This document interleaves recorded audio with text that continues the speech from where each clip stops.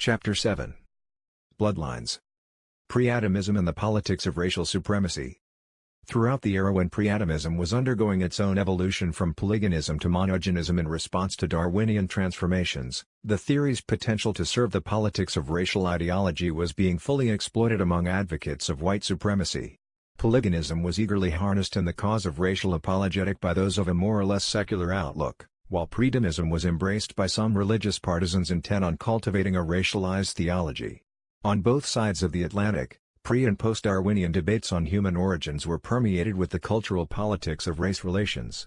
The question of human origins was not simply about science and species, it was about society and sex, cultural identity and racial purity.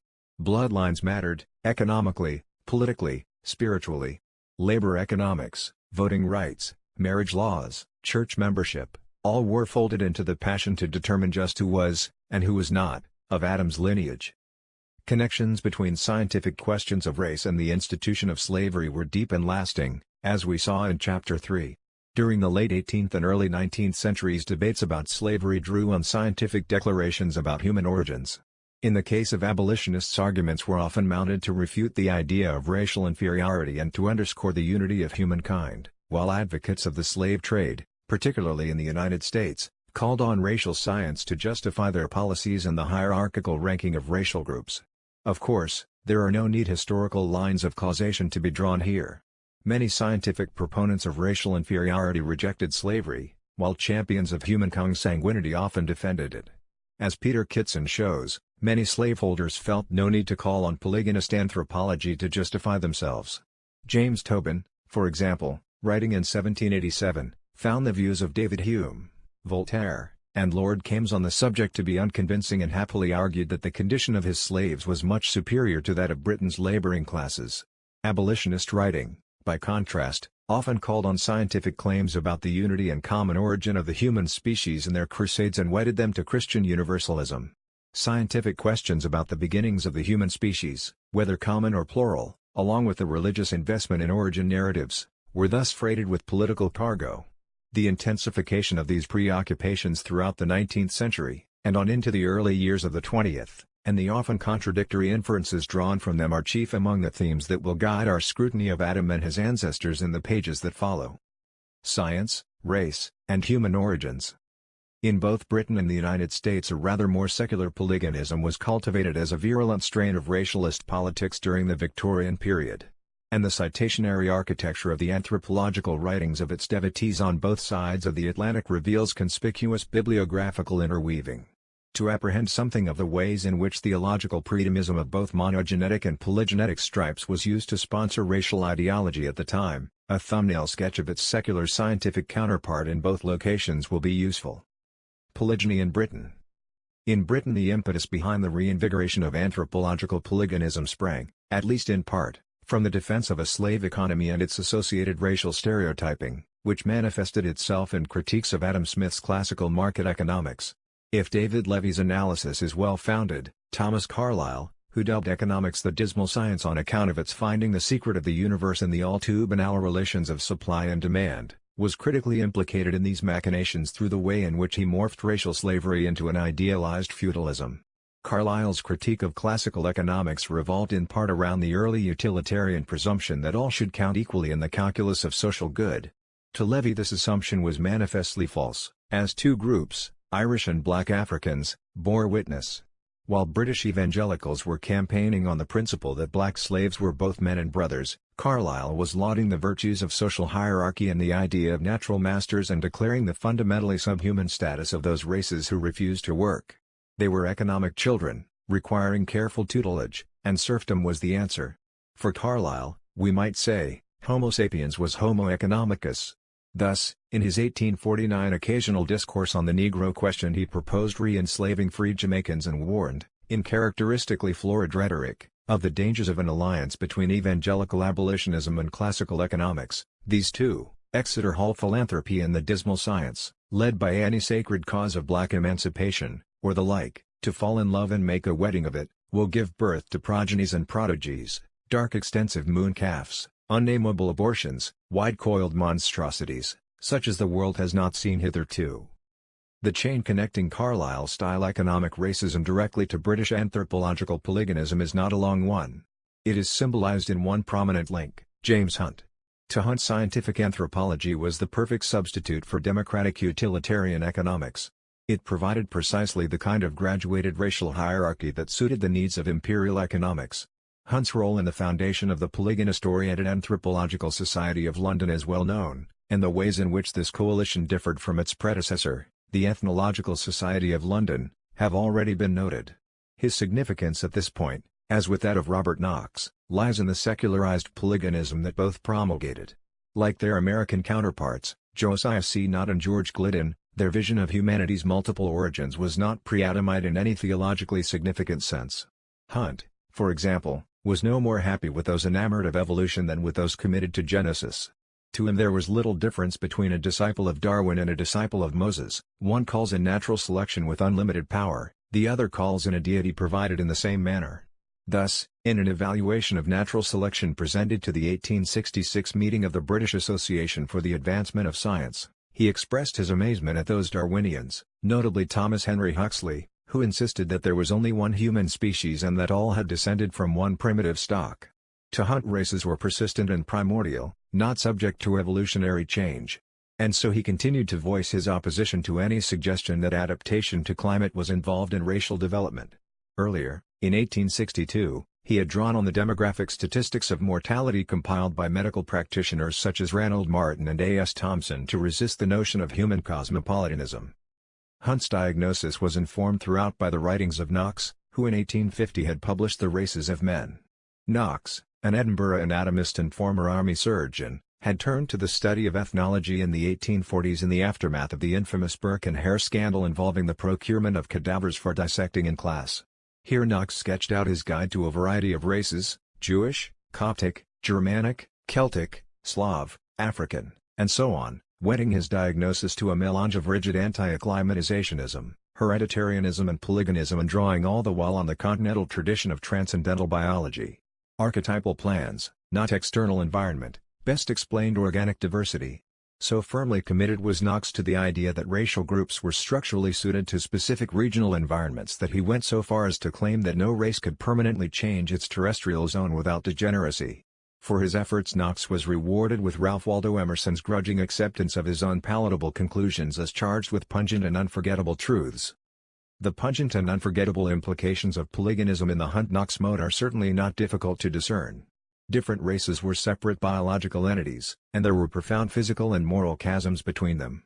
As Hunt put it in an infamous address to the newly formed Anthropological Society in 1863, the skin and hair are not the only things which distinguish the Negro from the European, even physically, and the difference is greater, mentally and morally, than the demonstrated physical difference. In a lengthy follow-up discussion with a large number of interlocutors, he paused to refer to Dr. Berthold Siemens' observations on the dying out of mixed races. So, despite speculating that some blacks had benefited from the infusion of European blood, Hunt's message was plain: race mixing was bad. Knox's credo is yet more crisply stated: with me, race or hereditary descent is everything. Plainly, racial stocks should remain separate. Bloodlines should be preserved. In Britain, support for secular polygonism characterized many of those circulating around the nascent Anthropological Society. In an anonymous piece on plurality of races, which can be taken as emblematic of this line of development, the reviewer of the English translation of the French physiologist Georges Pouchet's work made it crystal clear that theologians simply had no business dabbling in anthropological questions.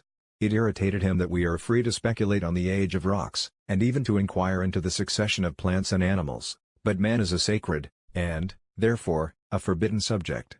How pitiful it was that his origin, antiquity, and special relationships have all been settled by a tribunal that laughs at induction, and treats opposing facts with derision.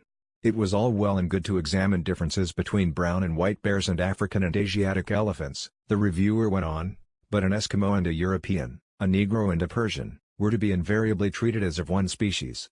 Freedom of inquiry ceased with man. It was for this reason that Pouchet's defense of polygonism, as an instance of hardy scientific freedom, was welcome. It displayed none of the British tendency to tone down hard truth to placate a timid public. But members of the Anthropological Society were made of sterner stuff. They are afraid of no statements, nor do they stand in dread of any conclusion. Boucher's plurality of races was thus pleasingly offensive in its very title and agreeably antagonistic in its spirit. For the future, any attempted meddling by theologians in questions of racial origins must be taken as an impertinence that the dignity of science can afford to treat with the silent contempt it so richly deserves.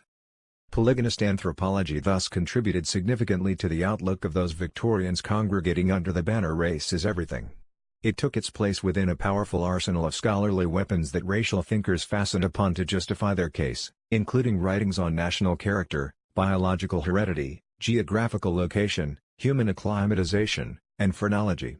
This development marked a signal break with what Nancy Steppen characterizes as an earlier monogenist, ethnographic, diffusionist, environmentalist tradition, which, while not necessarily non-racist, had nonetheless drawn heavily on James Cowles Pritchard's moral disgust for slavery, his belief in the essential humanity of the African, and his Christian faith in the psychic unity of all the peoples of the world. Champions of the American School. In the United States, the development of polygenetic racial science was nowhere more conspicuously prosecuted than in the endeavors of the Philadelphia physician and anatomist Samuel George Morton, the Alabama surgeon Josiah Clark Nott, and the English-born Egyptologist George R. Glidden, with support from Louis Agassiz. In Types of Mankind, for example, a work of mammoth proportions dedicated to the memory of Morton, Nott and Glidden declared their intention of supplementing the theological critique to which Blumenbach and Pritchard had been subjected with their own scientific refutation. However noble Pritchard's sentiments might appear, they were certain that his commitment to Scripture had subverted his scientific intentions, and they did not hesitate to identify instances of special pleading and the suppression of adverse facts, which together left little confidence in his judgment or his cause. How few, they lamented, possess the moral power to break through a deep-rooted prejudice. Their own project was different. With little concern for harmonizing science with the Bible, they embarked on the construction of a thoroughly scientific polygonism in which the language of pre-Adamites in the theological sense had no place. As H. F. Augstein puts it, what distinguished scientific racialism from earlier assertions of polygonism is its final departure from theology and, in particular, the renunciation of the consanguinity of European and Semitic peoples. Nott and Glidden dismissed both. After all, Glidden had long been lecturing on errors in the Bible and took a lot of pleasure in what he called parson skinning, while Nott relished the blood sport of clergy baiting and privately dismissed ministers as skunks. Nevertheless, even as Glidden sided with those who read the creation narrative as a paradisiacal myth, declared the historical individuality of Adam untenable, and happily spoke of a mythic Adam and Eve, he was only too happy to sweep into the polygenetic fold the apologetic pre-Adamism of the anonymous Edward William Lane, who, Glidden noted, had essentially resurrected Laperriere's formula. In such cases he was keen to insist on polygonism's theological heterodoxy. Indeed, Glidden was so infected with the odium theologicum that even Nott lamented his zeal when on yet another occasion he pitched into the Bible and parsons. The general shape of American polygonism, the American School of Ethnology, as it was called, is now well known, thanks to the labors of a number of historians. And the rather more secularized and distinctively racialized pre-Adamism that flourished among this group throughout the middle decades of the 19th century took various forms. Morton, for instance, was fixated on human crania and put together the world's largest collection of skulls at Philadelphia's Academy of Natural Sciences, dubbed the Morton Golgotha by his friends. His 1839 Crania Americana was designed to present statistically reliable measurements of human cranial capacity and thereby to establish the cogency of the polygenetic thesis. Since 1843 Nott had used his anatomical expertise to argue for the infertility of racial hybrids and thus to combat interracial marriage. And the aggressively pompous Glidden reported in his 1844 Ancient Egypt evidence for the fixity of racial difference stretching back to the ancient world so as to undercut appeals to the environment as the agent of racial differentiation. The collective endeavors of the American school, however short-lived their scientific standing, brought a variety of additional rhetorical devices into the discussion. Statistical measurement, visual imagery, and the cultivation of what might be called moral cartography were all conspicuous features of the project. Consider first Mortonite numerology. His statistizing practices were scrutinized by Stephen Jay Gould, who uncovered something of how what he referred to as an unconscious finagling of the data-delivered findings perfectly fitted to Morton's racial tastes.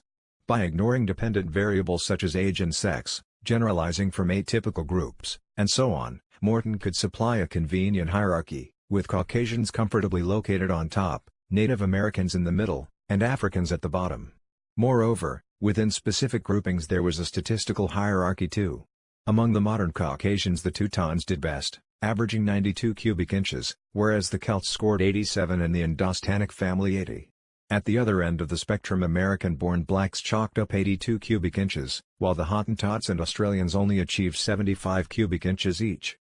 At the Philadelphia Academy of Natural Sciences, Morton's successor, J. Aiken Meigs, librarian and professor at the Philadelphia College of Medicine, further perused the Mortonite data and issued his own lengthy inventory of the cranial characteristics of the races of men.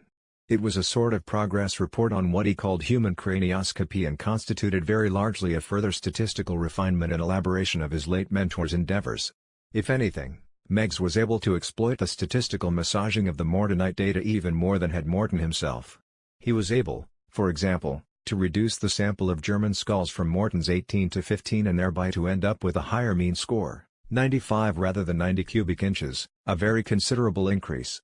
Similarly, he was able to reduce Morton's average size for American blacks, whereas Morton's analysis of the 12 skulls of American-born Negroes yielded an average score of 83 cubic inches, Meigs's analysis of the same data delivered a figure of 80 cubic inches. These differentials, of course, might seem insignificant were it not for the moral weight they were made to bear. Moreover, Meigs was able to make moral virtue out of statistical vice, as his use of a biased sample of 5 Anglo-Saxon skulls reveals. He felt constrained, for example, to exclude item number 62 because it was the skull of a lunatic Englishman. Of the remaining set the largest was number 991, which attained 105 cubic inches, it had belonged to an English soldier. The second largest, weighing in at 99 cubic inches, was number 59, a Mr. Pierce, who was described as a convict and cannibal. The others, numbers 80 and 539 were, respectively, Gwilym, an English convict, and James Moran, who had been executed for piracy and murder. The cluster hardly displayed a group characterized by moral excellence, a fact recognized by Morton and Meigs, who were nonetheless able to turn it to their advantage. Even though the sample was drawn from the lowest class of society, it was nevertheless remarkable that they collectively delivered an average of 96 cubic inches. Visual imagery also formed part of the Mortonite arsenal, manifesting itself in at least two forms. First, there were the finely drafted illustrations of head forms and crania that grace the pages of the American schools publications. These drawings performed the rhetorical task of essentializing race images in the minds of readers and of conveying a sense of the empirical seriousness of their enlightened inquiry by deploying the techniques of the scientific illustrator. Careful observation, the images implied, would confirm racial views, and thus the racial viewpoint of the author's polygonism. Gliddon's side-by-side pen drawings of the heads of an inferior type of mankind and a superior type of monkey were thus designed to emphasize the palpable analogies and dissimilarities between them, Fig. 21. And the same was true of his ethnographic tableau, appended to the indigenous races of the earth. Its first column was composed of Louis Agassiz's geographical regimes, the Arctic, the Australian, the Polynesian, and so on. The second contained Aitken Meigs's craniometric samples, the third, Gliddon's own graphic depiction of the different human racial groups, and the fourth, the linguistic evidence deduced from the work of Louis Ferdinand Alfred Maury. The whole visual undertaking was to establish what Baron de Humboldt has so eloquently deprecated, and Count de Gobineau so strongly insists upon, viz., the existence of superior and inferior races. Gliddon's construction of a racial chart depicting the world pattern of civilization constitutes a second venture into the realm of visual rhetoric, this time through the medium of anthropometric cartography. His self-named monkey chart of the geographical distribution of the simian in relation to that of some inferior types of men sprang from his interest in the zoogeography of Louis Agassiz, who had remarked in several places on the parallels between the distributions of black orangutans and black humans. Gliddon's aim was to translate the polygonist theory of centers of zoological creation into the visual language of cartography. Encompassing 54 monkeys and 6 humans, the map's purpose was crystal clear: to provide a visual display of the claim that within the black circumvallating line which surrounds the zone occupied by the simi, no civilization has ever been spontaneously developed since historical times, and, second, that the most superior types of monkeys are found to be indigenous exactly where we encounter races of some of the most inferior types of men. For all its statistical and physiological finesse, the racial geography that the Mortonites constructed was fundamentally moral cartography. Time and time again, moral censure found its way into the scientific depiction of racial groups. On the basis of his numerical data, Morton declared that the structure of the Native American mind appears to be different from that of the white man. nor can the two harmonize in their social relations except on the most limited scale, and the Greenland Eskimo were pronounced crafty, sensual, ungrateful, obstinate and unfeeling, and much of their affection for their children may be traced to purely selfish motives. Their mental faculties from infancy to old age present a continued childhood. In gluttony, selfishness and ingratitude, they are perhaps unequaled by any other nation of people. Racial mapping simply was moral geography. What lay behind such judgments was a passion to keep racial bloodlines unadulterated. Thus, Morton took up the subject of hybridity in animals, considered in reference to the question of the unity of the human species, in the mid-1840s and concluded that hybrids were contrary to nature. Agassiz was also troubled by the thought that racial amalgamation would inevitably follow in the wake of emancipation. Knott's obsession with the same subject was part and parcel of his horror at the thought of racial intermarriage. After all, he was certain that everyone conversant with breeding of horses, cattle, dogs, and sheep, is aware of the effect of the slightest taint of impure blood. If, as he was sure, there were several species of the human race and if, as he was no less convinced, there was a law of nature opposed to the mingling of the white and black races, then the mixing of Caucasian blood with that of inferior races was of the deepest political, moral and religious import. The consequences were plain, that the Negro and Indian races are susceptible of the same degree of civilization that the Caucasian is, all history would show not to be true, that the Caucasian race is deteriorated by intermixing with the inferior races is equally true. As for Glidden, he insisted that mulattoes, produced by intercourse between exotic Europeans of the white race, with equally exotic African females of the black, die out in 3 or 4 generations. Sexual regulation was needed to prevent racial transgression. The implications of their science for the politics of slavery, moreover, was never far from the minds of these polygenists. As George Frederickson shows, Glidden believed his research on Egyptian crania would provide strong support for the slave system, while Knott told James Henry Hammond, a South Carolina planter and politician, that his work was designed to confound the abolitionists. The American School's critics. Of course, American polygynist anthropology did not go uncontested. Throughout the middle decades of the century, conventional Adamic monogenism continued to be defended by the successors of Stanhope Smith and James Cowles Pritchard. In America's southern states, for example, some ministers stood up against what they saw as the malign implications of Mortonite polygynism. John Bachman thus defended the unity of the human race on scientific and scriptural grounds by arguing that polygynism was born in infidelity and nurtured in skepticism. Bachman, the leading scientific critic of the American school, focused on the question of hybridity and with impressive empirical detail refuted case after case that Morton had instanced in support of polygynism, as well as advancing various anatomical arguments in favor of human unity. For Bachman, polygynism threatened not only the authenticity of Scripture but also the ideological fabric of Christian civilization.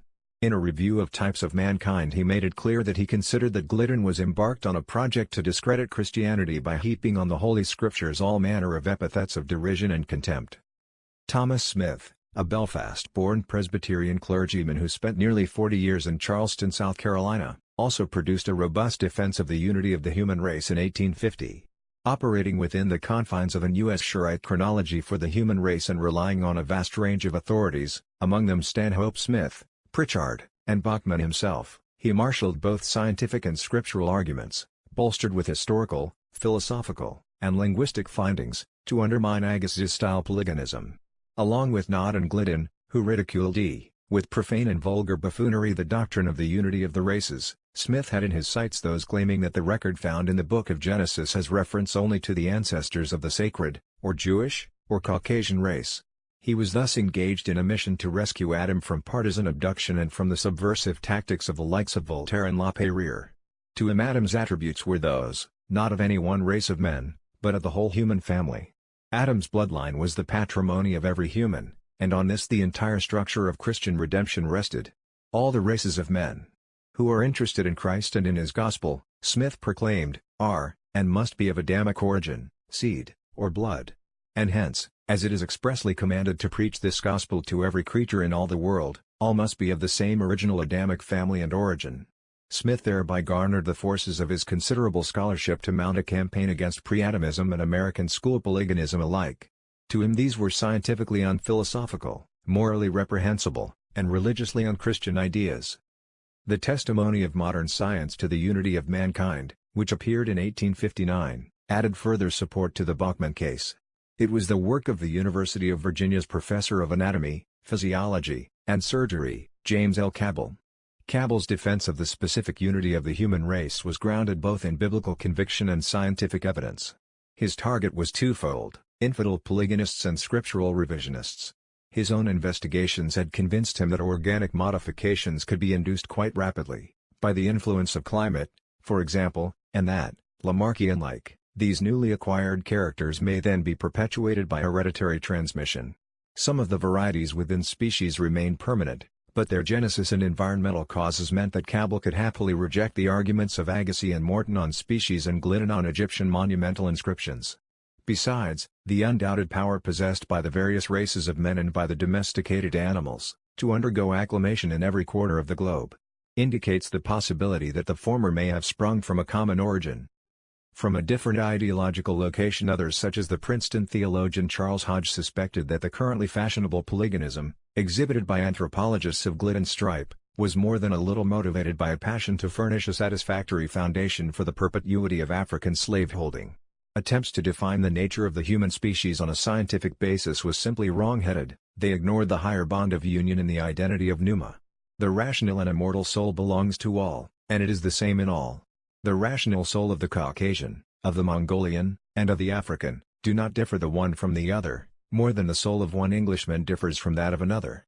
There may of course be a great difference in the mental endowments of different races of men, as there are among the different members of the same family. But this does not affect the question of identity.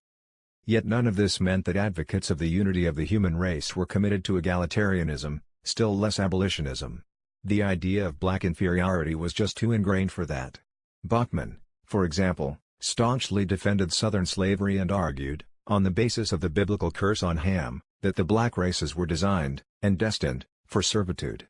He considered the Negro to be a striking and now permanent variety who might improve through intermarriage with whites, a morally repugnant price to pay for racial enhancement. Smith, too, for all his vigorous protestations that there were no innate differences between the intellectual capacities of blacks and whites, did not use his assault on polyganism to attack slavery. Far from it. In fact, his quarrel with the American school was in part because he felt the entire undertaking would actually undermine the traditional biblical basis of Southern slavocracy.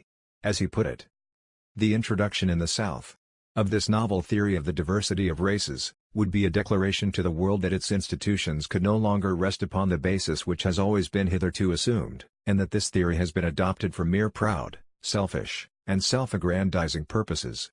It would remove from both master and servant the strongest bonds by which they are united to each other in mutually beneficial relations. Neither would this theory be less dangerous in its bearing upon all the interests involved in the proper and scriptural course to be pursued towards the slave population which, by the providence of God and the coercive and mercenary policy of Great Britain, has been entrusted to her management. God is in this whole matter. The relation now providentially held by the white population of the South to the colored race is an ordinance of God, a form and condition of government permitted by Him. Put simply, scientific anthropology bestialized slavery, Adamic theology sanctified it. For Smith, slavery had the benediction of Scripture, and any undermining of biblical authority was thus socially subversive. For generations polyganism's spiritual infidelity was well known. After all, it was for this purpose the theory was introduced by Voltaire, Rousseau, and Perrier. But now its seditious politics were laid bare. Christian slavery, to Smith, did not mean that slaves were chattel. It gave rights and privileges, it was providentially ordered. But it was slavery all the same. No wonder polyganism was impolitic to the South. It would wreck the building blocks on which Southern Christian civilization had been raised. Nevertheless, Smith's personal efforts at slave reform and his involvement with fellow Southern Presbyterian clergymen John Adger and John Gerardo in establishing the Zion Presbyterian Church for slaves resulted in his being vilified by some Charleston planters as an abolitionist. Among Southern clergy at the time this viewpoint was widely shared. A plain, unadorned reading of the Bible seemed to sanction the slave system, and there was no need to turn to secular science or unorthodox readings of Genesis to support it. To them such perfidious projects would only defile a laudable biblical institution and weaken the foundations of Southern patriarchal communalism. Scriptural arguments in support of slavery abounded. Reverend George Armstrong pronounced in the Christian Doctrine of Slavery that abolitionism had sprouted from the infidel breed of philosophy that had inspired the French Revolution. George Howe, professor of biblical literature at the Presbyterian Seminary in Columbia, in an unrestrained attack on the polygamist lectures of Josiah Nott, repudiated efforts to justify slavery in the language of biology, preferring instead the vocabulary of the Bible, under which the slaveholding patriarch, the slaveholding disciple of Moses, and the slaveholding Christian lived, protected and unrebuked.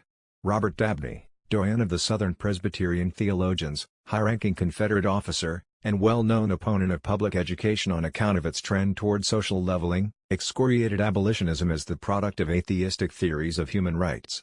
On polyganism and abolitionism, as with a multitude of other issues, Dabney considered the struggle to be between the forces of rationalism and revelation. Not surprisingly, with a primal belief in white supremacy, he juxtaposed what he called scriptural politics with newfangled republicanism and ultra-democratic Jacobinism. According to Mark Noel, after the South's defeat he offered only intuitive tribal sentiment, especially on the specter of black-white intermarriage, throughout the first half of a speech in which he opposed the ordination of African Americans. All these figures were allergic to any modernizing trend and joined together to repudiate evolutionary theory. Other similar cases could readily be enumerated. Reverend George Junkin, then at Washington University, delivered biblical arguments against abolitionism to the Synod of Cincinnati in 1843. 13 years later the Virginia Baptist Thornton Stringfellow presented scriptural and statistical views in favor of slavery. James Henley Thornwell detected in slave labor the merciful hand of divine providence. To all of them the Bible sanctioned slavery, and abolitionists and polygamists alike were undermining its supreme authority. Humane Christian slavery, they believed, was under attack from two radically different sources, an opportunistic abolitionism fueled by northern greed and economic self-interest, and a degenerate anthropology that would dehumanize whole races. Like Bachman, pro-slavery propagandists who did not countenance polyganism typically found justification for their stance in the Old Testament story of the curse on Noah's son Ham. Armstrong's Christian doctrine of slavery located the origins of slavery in the narrative. So did Dabney's defense of Virginia. The Mississippi Presbyterian James A. Sloan's Great Question answered, the Baptist J. L. Dagg's Elements of Moral Science, and the Tennessee clergyman Samuel Davis Baldwin's Dominion, or, the Unity and Trinity of the Human Race all likewise turned to the story of Ham to underwrite the institution. Stephen Haynes has elucidated the twists and turns of this widespread maneuver. What he has shown is that in the antebellum South standard interpretations of the curse, which often found sexual transgression at the heart of the matter, were routinely ignored in favor of a reading that underscored family dishonor. Ham's failure to act honorably by laughing at his father's drunken nakedness, Haynes argues, resonated with the premium that the South put on an honor code, the violation of which justified condemnation to slavery. Whatever the motivation, the Ham narrative provided a widespread, though not universal, warrant for slavery without any need to posit multiple human origins. Of course, there were dissenting voices who interrogated the Bible for its abolitionist possibilities.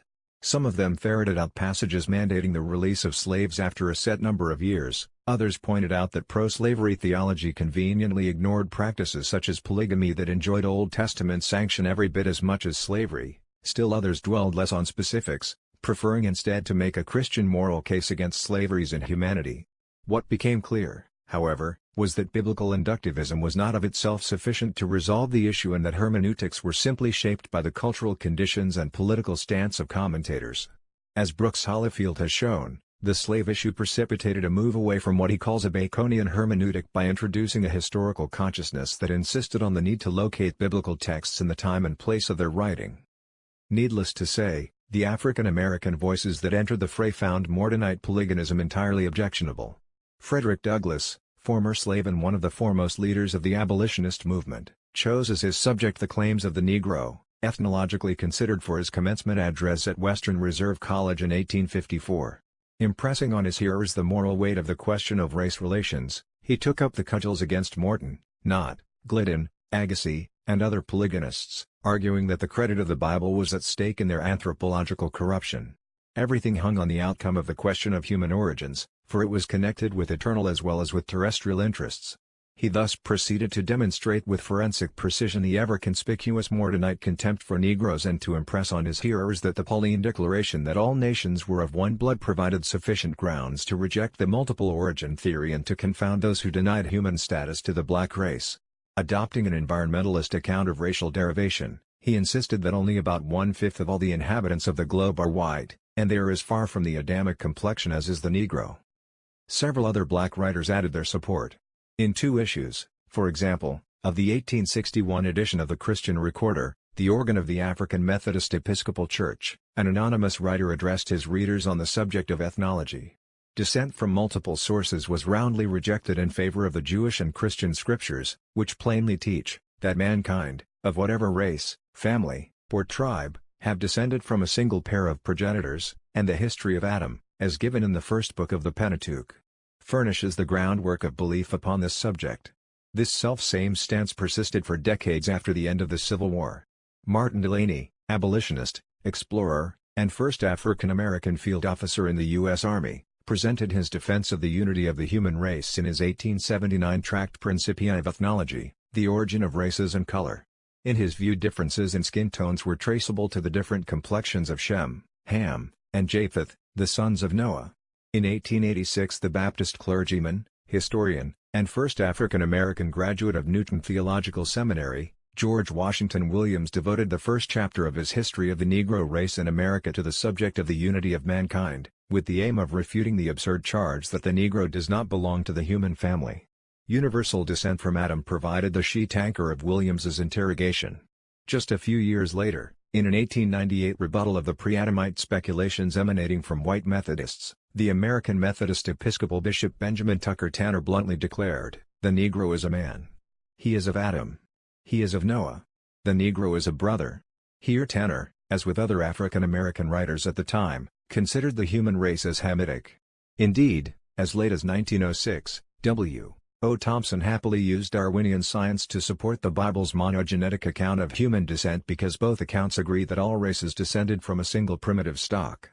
Surveying the range of black responses to evolution, Eric Anderson makes the telling observation that even black religious leaders seldom directly attack Darwinism or competing theories of evolution, preferring, instead, to make traditional, biblically based appeals for the brotherhood of man.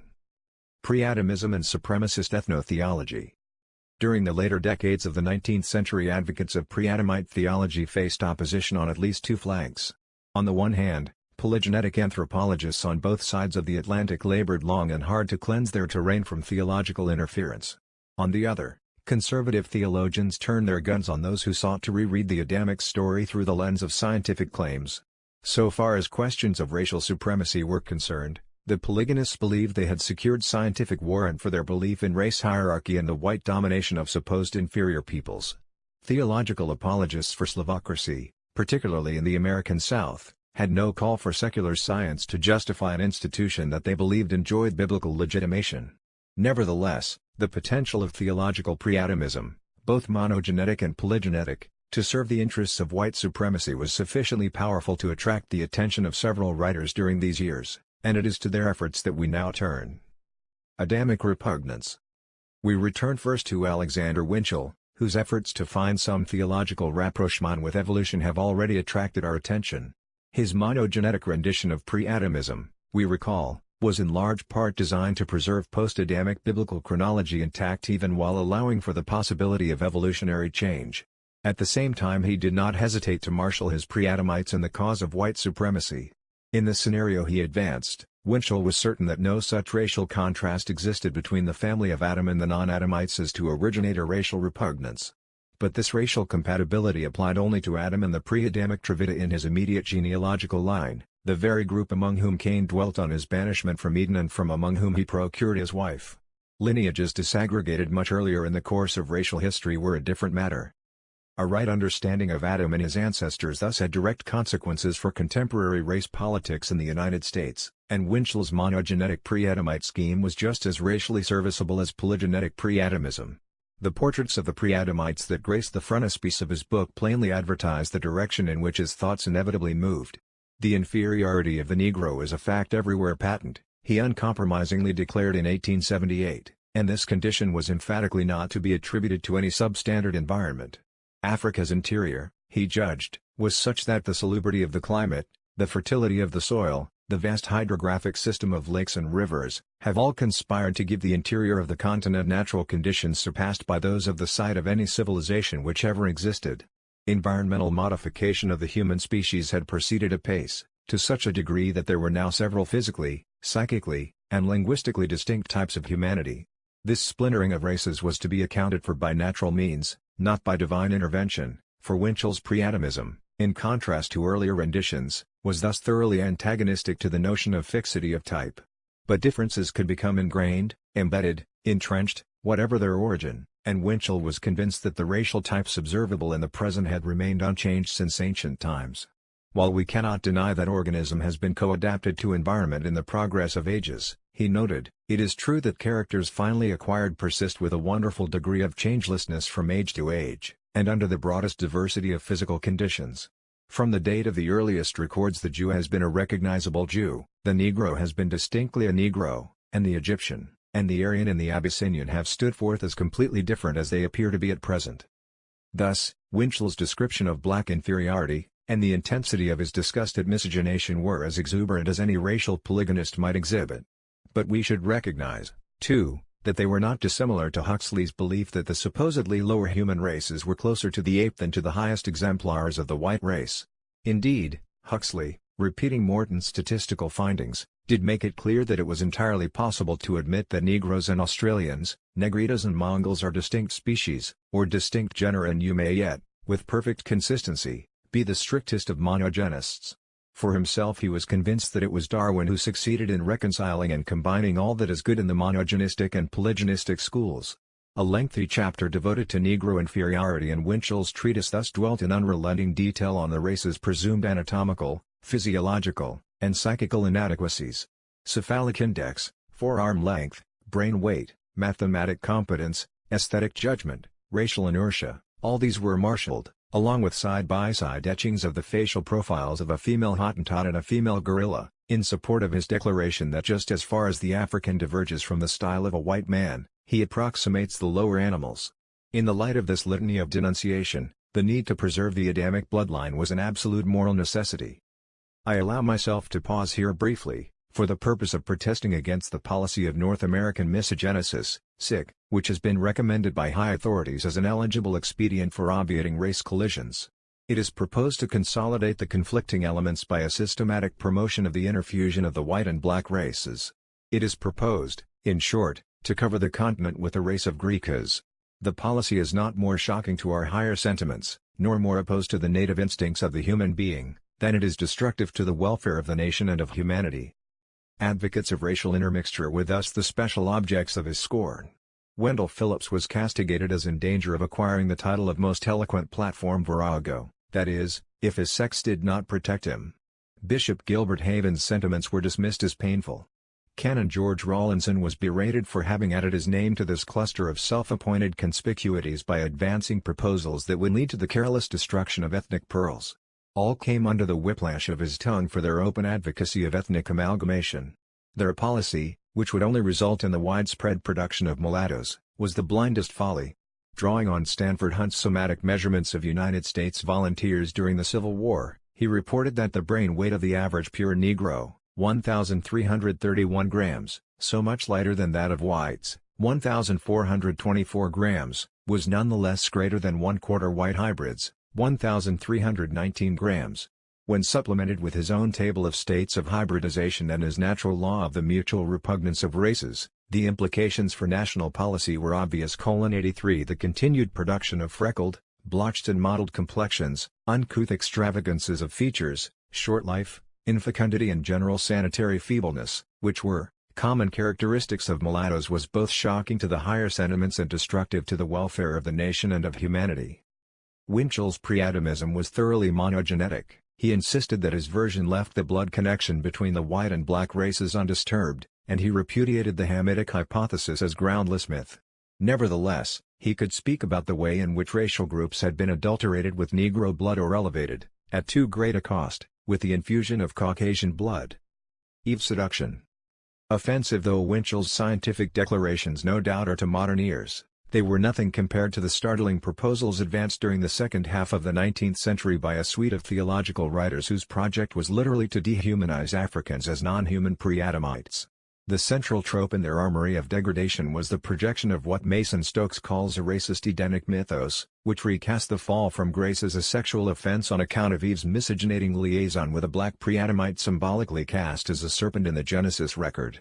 As Stokes observes, this reading of the temptation of Eve worked to buttress hysteria over the issue of amalgamation. Thus miscegenation becomes the reason for the fall. Eve's sin lay in polluting the pure Adamic bloodline. And what was illicit in Eden was criminal in the United States. The segregationist biotheology these writers assembled has had a lengthy afterlife, serving as a potent countercurrent to the religious impulses that later shaped the civil rights movement. Over the past century and more, as Jane Daly observes, narratives such as these had two key pedagogical aims: to make the case for segregation as divine law, and to warn that transgression of this law would inevitably be followed by divine punishment. Something of the shadows these 19th-century racial zealots have continued to exert on white nationalist communities up to the present day will be sketched in the next chapter. For the moment we turn to the twists and turns of their supremacist sexualizing of pre-Adamism during the second half of the 19th century. Chronologically, what Colin Kidd calls the bizarre contortions of Samuel Cartwright provide a suitable point of departure. A Louisiana physician and pro-slavery advocate, he identified in 1851 what he called drapetomania as a black psychotic condition to explain the inclination of slaves to escape captivity. Later he further developed his anatomical prosecution of black inferiority in an 1860 article on the Mosaic Record in which he summoned into existence two primordial races of intellectual creatures with immortal souls, created at different times. Then, noting that the Bible commentator Adam Clarke had been forced to the conclusion that the creature which beguiled Eve was an animal formed like man, walked erect, and had the gift of speech, Cartwright took the next step of identifying Eve's tempter, Nahash, or the serpent, as a Negro gardener belonging to the pre-Adamite race. The word Nahash allowed him by free association to elaborate a litany of serpent-like qualities as racial allegations. The history of the creature is enclosed in the name, under the cover of a bundle of ideas. The serpent.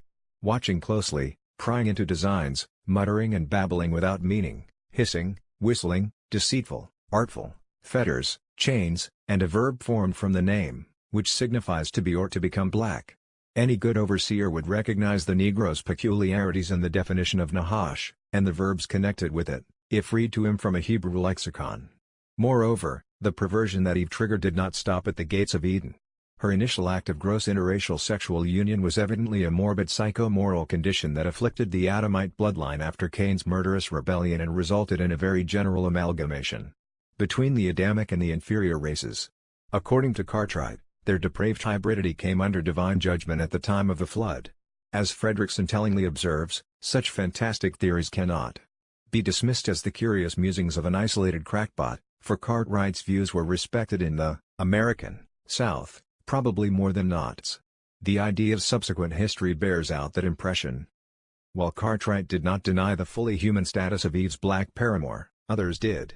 The propagation of the Evite sexual saga was perpetuated in the 1867 work of a Nashville publisher and clergyman, Buckner H. Payne, writing under the pseudonym Ariel. But this time the illicit encounter was embellished with an added exoticism. The black tempter did not have an immortal soul, he was a subhuman beast. The scenario was depicted in the briefest compass toward the end of Payne's tortured booklet on the Negro, What is His Ethnological Status? In fact, this piece of virulently anti-black propaganda carried a sequence of interrogative subtitles: Is he the progeny of Ham? Is he a descendant of Adam and Eve? Has he a soul? And so on. Payne's strategy, initially, was to undermine the conventional view that the black races were the progeny of Ham's cursed son Canaan, and he worked hard to retrieve the dignity of their racial offspring by charting their diffusion into Mizraim, Egypt, where archaeological ruins indicated a culture of surpassing magnificence and grandeur. Having established to his own satisfaction that this was a white civilization possessing all the arts and sciences, manufactures and commerce, geometry, astronomy, geography, architectures, letters, painting, music etc., he used these accomplishments as the foil against which to disparage black history as blank. If the theory of the Hamitic origin of the black race was false, it followed that representatives of it must have been in the ark because the flood was universal, and Payne inferred that the Negro entered the ark only as a beast. His stark conclusion was plain: the Negro is not a human being, not being of Adam's race, he was created before Adam. The final component in Payne's convoluted racial theology preoccupied him for the remainder of his attack: interracial mixing. So absorbed was he with bloodlines that he read the Old Testament with what can only be described as a miscegenation hermeneutic. Event after event in the biblical chronicle of divine judgment was interpreted as punishment for one crime and one crime only: the crime of amalgamation or miscegenation of the white race with that of the black, mere beasts of the earth. The banishment from Eden, the Noachian flood, the condemnation of Sodom, all were swept into this obsession. To Paine this was a crime, in the sight of God, that cannot be forgiven by God, never has been forgiven on earth, and never will be. Death, death inexorable, is declared by God's judgments on the world and on nations who committed the horrible crime of amalgamating, miscegenating, with a Negro man-beast, without soul, without the endowment of immortality. The present-day reverberations could not be missed. As he worked his way toward the conclusion of his Jeremiad, Paine asserted, "And you, the people of the United States, are upholding this profanity." The re-enslavement of African Americans or their deportation back to Africa was the only way that the nation could cleanse itself. For the meantime his inflammatory warning was stark: a man cannot commit so great an offense against his race, against his country, against his God, as to give his daughter in marriage to a Negro, a beast, or to take one of their females for his wife. As well might he in the sight of God, wed his child to any other beast of forest or of field. No sooner was Paine's diatribe made publicly available than its claims were contested point by Robert Anderson Young, a minister of the Methodist Episcopal Church, South, and sometime president of the Wesleyan University in Alabama. Young's critique had been provoked by a request he had received to reply to Ariel's charges from a group of women supplying artificial limbs to Nashville's Confederate wounded. Young was evidently appalled at what he read and variously castigated it as balderdash, a weak, wicked, and infidel publication, written to impress the vulgar mind. He was chagrined to report that the work is before the public. Thousands have read it. Some believe it. A few have been damaged by it. If the Negroes read it and believe it, they are ruined. Certainly, Young's rebuttal did not extend to egalitarianism. He confessed that he did not believe in the social equality of the Negro. But on page after page he contested Paine's grammatical infelicities, ill-informed ethnology, scriptural manipulation, and anatomical misapprehensions and called on the support of Bachman, Richard Owen, Humboldt, and Pritchard. In frustration he cited the words of a colleague who, when told about Young's proposal to answer Ariel, could only sigh, "Do you propose to reason with a madman?" His own account of racial evolution concurred with the masterminds in ethnology, who have arrived at the conclusion that the Negro variety of the human species has only been developed in the course of ages, within the African tropics, and was derived from Egypt and Assyria. To support his refutation Young had called on the opinions of a Tennessee Confederate physician, Dr. George S. Blackie, later co-founder of the medical journal The Southern Practitioner but currently running a school for young ladies, the Shelby Female Institute, in Nashville's South Cherry Street.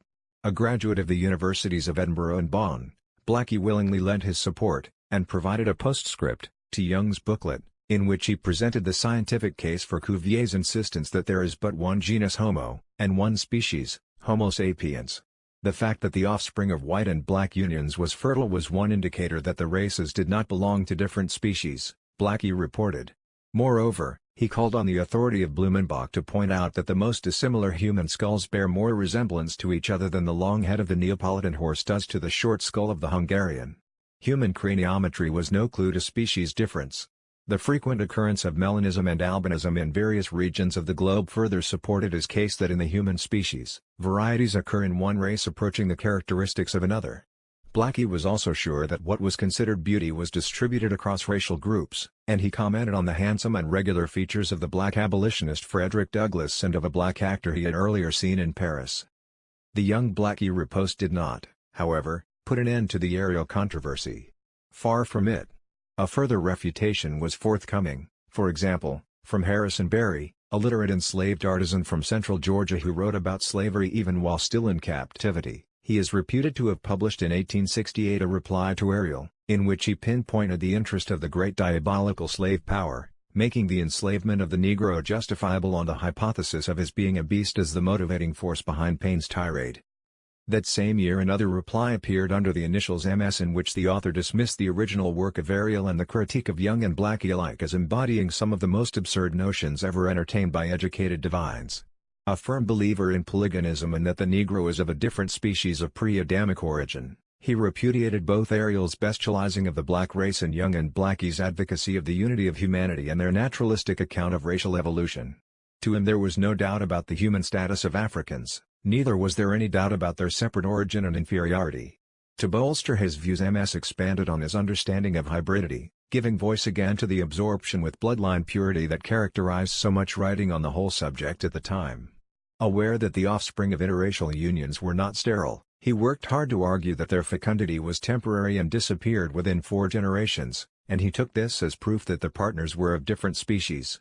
Much of the argument rehearsed standard polygenetic science, particularly after the fashion of Agassiz, we believe, with Professor Agassiz, that all the different species of animals and plants were introduced upon the earth in groups, at different times, suited to their habits and natures, but that whole families were not, that the Negroes and tropical Asiatic, Malays, West Indians, and Central American Indians were all introduced into those different centers or zones at one time, and long anterior to the Adamic race. Nevertheless, MS's intervention did include one or two further novelties. First, MS insisted that different kinds of sexually induced diseases marked out a species border between black and white. While unbridled, licentious, and indiscriminate sexual intercourse between the Caucasian or Adamic species produces gonorrhea, a disease which is not fatal, he wrote, the same behavior between the white and the Negro, or Indian, is known to generate syphilis, one of the most loathsome and destructive diseases known to man. It comes as no surprise to find that MS considered that amalgamation, or, in modern parlance, miscegenation, was an accursed sin. Second, while not dwelling in much detail on the whole matter of Eve's tempter, MS did pause to side with Adam Clarke's suggestion that the serpent was in human form and had the power of speech. But rather than identifying the tempter as black, the devilish instrument of seduction was branded as most likely a Mongol of intelligence and pleasing appearance. Third, MS resorted to the new scientific language of electricity, atomic energy, and molecular motion to explain the relations between matter, mind, and soul, and to urge that it is the larger and more perfect structure of the intellectual lobe of the brain, in the Adamic race, that characterizes them as a superior species to all the others of the genus Homo. They receive and transmit those vibrations, or the principle called motion, in a higher degree than any other created beings. This melange of popular electrical images provided MS with the grounds for a white supremacist final pronouncement, the soul of man, of the Adamic race, being tabernacled in a more perfect system of nerves and enlarged brain, intellectually, for the concentration of those progressive and infinite divine emanations which characterize him as of the ruling race, and the master spirit of creation on this earth, is without limit. Another anonymous contributor, writing under the name Prospero, provided a sequel to Ariel's sketch. Using the different Hebrew names for God in the Genesis account, the author argued for two separate creations, pre-Adamic and Adamic. The pre-Adamites were identified as Mongols and Negroes, together with their mixed progeny, and, like Ariel, Prospero located Eve's tempter among them. This circumstance, as Stokes indicates, allowed the writer to eroticize, perhaps more than Ariel, the moment of Eve's sexual downfall. The scene materializes as the serpent, taking the form of an African medicine man, or conjurer, whispers his diabolical temptation into the ear of unsuspecting Eve, and the fatal seduction is complete. For Prospero, of course, the implications of that Edenic obscenity ran on, and heaven's primordial outrage at the contamination of Caucasian by inferior blood found its most recent illustration in the United States. For the future, Prospero concluded, this great commonwealth will never achieve its destiny, so long as the Negro is allowed to vote, or to exercise any political right or privilege whatever. To subject the Caucasian to the Negro is a higher crime against nature than to place the Negro under the ape or the baboon. In these engagements with Ariel's provocation, the whole matter of Eve's transgression was usually only tangentially, if colorfully, advertised. Yet the identification of the beguiling serpent, or Nesh, as a black pre-Adamite enjoyed numerous supporters among Christian hyper-racialists. D. G. Phillips, a Louisville writer using the pen name A Minister, for example, told the readers of Nesh, "What is it? That Africans were not of Adam's race and that the tempting serpent was a Negro." In A. Hoyle Lester's The Pre-Adamites, or Who Tempted Eve. However, the episode became the leitmotif of what Stokes describes as a mini-romance that sexualized the account in novel ways that granted Eve an agency often denied her in other accounts. Once this former slave owner had laid out his polygenetic reading of the creation narrative, in which the African, the Malayan, and the Turanian or Chinese families were placed ad seriatim in their distinctive geographical provinces before the appearance of the Adamite or Caucasian race, Lester moved directly to the scene of the fall. The fairest queen that ever graced the courts of the earth is introduced as making her debut on the arena of life in the romantic shades of Eden. But soon she is wearied with monotony, suffering from boredom and lustful for novelty. Lester portrays her wandering desire to slake her thirst at gushing fountains where she dreamed no mortal had yet partaken. It is here that she meets a handsome stranger, not this time a black pre-Adamite but an enticing Mongolian, with whom she made repeated trysts and lingered long in some solitary shade. The forbidden fruit is tasted, Eve, poor woman, yielded to the evil machinations of this seductive deceiver. She rose from the mossy couch a wiser but fallen creature, and returned to the presence of her lawful companion disrobed of virtue, that precious jewel, the brightest ornament of her sex. Cain, the mongrel offspring, was the monstrous issue. With this foundation laid, Lester rehearsed the standard obsessions of white supremacist biotheology, the abominations of miscegenation and blood mingling, anthropometric measures of Caucasian superiority, a physico-moral inventory of racial groups, denial of the traditional Hamite account, and linguistic polygonism. The casting of Eve's tempter as a pre-Adamite creature of one stripe or another was a critical tool in the weaponry of one virulent strain of white supremacist ethnotheology during the 19th century, not least because it directly connected their social horror of bloodline mixing with original sin understood as interracial sexual transgression. The loss of paradise was the original price paid for Eve's illicit liaison. The consequences of contemporary amalgamation policies would be no less devastating for the United States. Bestializing variations. The power of pre-Adamism, in one form or another, to serve the interests of race hatred and the language of gross racial abuse evidently acquired a considerable following during the second half of the 19th century. In many cases the same scientific and theological strains of argument reverberated through the books and pamphlets that partisans produced. Minor variations proliferated, and new themes surfaced from time to time. But the basic thrust of the scheme was to bestialize the African and to provide warrant for a fixation with blood purity. In a sequence of articles printed in the Eastern Lutheran and the Chambersburg Democratic News and drawn together into a book in 1898, Gottlieb Christopher Henry Haskell, a Pennsylvania Lutheran minister, culled a large number of scientific and religious works to confirm that the black race was not Adamic and was therefore inevitably a beast. Haskell's articles were so laced with lengthy extracts from writers such as Winchell, McCausland, Ariel, and a host of others that it is difficult to extract his own thoughts from the quagmire of quotation marks. But this, in and of itself, is indicative of just how plentiful were those works dwelling on racial difference that could readily be swept into a white supremacist credo. Most of the usual self-confirmatory evidence surfaced in Haskell's invective, though he did pause to add his own observation that Africa, nature's death trap to heroic Christian missionaries, disclosed the extent to which the continent was the dungeon of a species, of a race of men without souls. This was hardly surprising, of course, for Haskell had managed to convince himself that the Church's task was only to go Christianizing those of the genus Homo that are humanly constituted, that is, only those who were true descendants of the first Adam. Needless to say, B. J. Boulding, pastor of an African Methodist Episcopal Church in Franklin County, Pennsylvania, did not see things the same way and put pen to paper to contest Haskell's claims. His own bishop, Alexander Walters, provided an introduction to Boulding's riposte, expressing his pain at the bitter and malicious things that had been said by the enemies of his race but noting that Haskell had struck the hardest blow and had displayed the most malevolent spirit in such malicious business. Boulding's response was remarkably measured in his reply to Haskell's pet theory, and he patiently defended the Hamitic origins of the African, the scientific case for monogenism, the common structure of all human languages, and the impossibility of determining the skin color of Adam. He contested Haskell's diagnosis of African mission activity, too, arguing that, despite its terrible climate, bad government and petty wars, the continent had actually been remarkably responsive to Christian activity.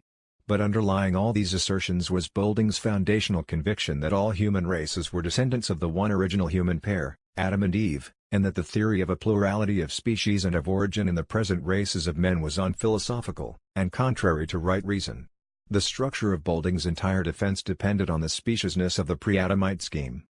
Charles Carroll was, if possible, yet more vicious than Haskell in two mammoth works published as the new century dawned. The title of the first, The Negro a Beast, carried its message on its sleeve. No less chock-full of extended cited extracts, Carroll quoted from figures such as Jean-Louis Armand de Quatrefages, Paul Broca, Paul Topinard, Ernst Haeckel, Johann Friedrich Blumenbach, Alexander Winchell, and a library of others, including Ariel, whose reputation he sought to retrieve from the unmerited abuse of the Negroized clergy. With these resources to hand he turned his guns on the theory of evolution by natural selection. It was only through this atheistic theory of descent that the Negro obtained his present unnatural position in the family of man. Darwinism's monogenism thus troubled him deeply, and he garnered every scrap of evidence he could find to confound it. Indeed, he attributed its delusions to fashionable notions about racial amalgamation that had in turn fathered atheism, the development theory, and a philosophical naturalism. His own book was a ferocious attack on the black race as not an offspring of the Adamic family and thus not of the human family. On page after page it displayed its author's deep-seated phobia about mixed-blooded tribes, who, like the children of Cain, were soulless because they were of amalgamated flesh. Such, by now standard, pre-Adamite fodder was served up to Carroll's fairly wide readership, though his intervention was not without its own curiosities. He suggested, for example, that Cain's murder of Abel was on account of the sexual jealousy aroused in him by the fact that the beautiful Adamic woman, who would have been the wife of Cain, would now become the wife of his brother. As for the identity of the serpent in the garden, he explained in the 1902 The Tempter of Eve, it was a pre-Adamite female, a black woman who had become Eve's maidservant and confidant. And he dangerously flirted with the idea of racial annihilation by reminding his readers that God very seriously advocated extermination as a possible remedy for the very class of creatures which, in America, Bishop Nelson is pleased to term Negroes. It was much the same with William H. Campbell's Anthropology for the People, which had come out in 1891 and was presented as the work of Caucasian. Blending, like many before him, scriptural commentary and scientific aspiration, Campbell produced what Paul Harvey has choicely dubbed a truly miscegenated offspring, namely, a mytho-scientific racism that blended folklore, Darwinian science, and biblical exegesis. In fact, Darwinism was not mingled into Campbell's rabid concoction, for he devoted a lengthy chapter to refuting it, largely on account of its assumption of common human descent. Instead, he held to the increasingly obsolete authority of scientific men such as Agassiz, Morton, Nott, and Cartwright to defend polyganism. The work was a restatement of typical pre-Adamite supremacist convictions, the inferiority of pre-Adamic races, the error of the Hamitic theory of black origin, the restriction of Christian promises to Adam's line, a biodeterminist reading of the black constitution that made it suitable only for a low and subordinate sphere of life, that of a servant or laborer under the control of a superior, and an insistence that God intended the Adamic race to be kept from admixture with any inferior blood. As he began to wind up his account, moreover, the motivating forces of his pre-Adamite anthropology came sharply into view. Tellingly entitled Importance of Correct Views of Anthropology, Chapter 15 turned to current conditions in the United States, and here the politics of pre-Adamism displayed themselves in their true colors. Campbell sought to destabilize his audience by painting a menacing picture of political life in Haiti and Mexico, where the public sphere was corrupted by mixed-blooded mongrels. To avoid the proliferation of such mulatto criminals in the United States, the lessons of pre-Adamite anthropology must be learned. If the polygenic or plurality theory is true, then the relations of races must be very different. In this case the races of mankind are not of the same origin, nor of one blood, and it is plainly God's will that they should be kept separate and distinct. To preserve blood purity is a paramount duty, and the corollary of universal brotherhood is brutalizing and detestable. This was the only way in which white supremacy could be secured, and Campbell drove home the point in the final pages of his conclusion. Correct anthropological views would put an end to beastly miscegenation, not only between Caucasians and Negroes, but between Caucasians and the yellow races. Blood purity is an absolute and imperative duty, and miscegenation a damning sin against nature and nature's God.